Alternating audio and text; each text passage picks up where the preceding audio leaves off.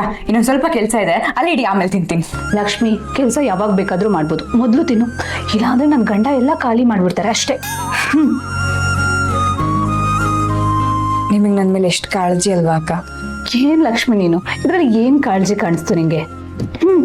ಕಾಣಿಸ್ತಿದೆ ಅಕ್ಕ, ನೀವು ನನ್ನ ಒಡ ಹುಟ್ಟಿದ ಅಕ್ಕನ ಥರನೇ ನೋಡ್ಕೋತೀರ.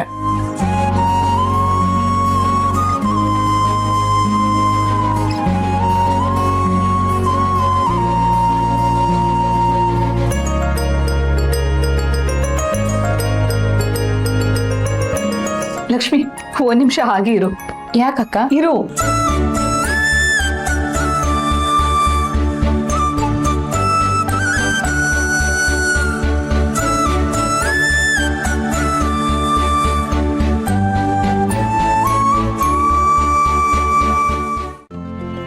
ಇಂದೇ ಡೌನ್ಲೋಡ್ ಮಾಡಿ ಮತ್ತು ನಿಮ್ಮ ನೆಚ್ಚಿನ ಶೋಗಳನ್ನ ಆನಂದಿಸಿ.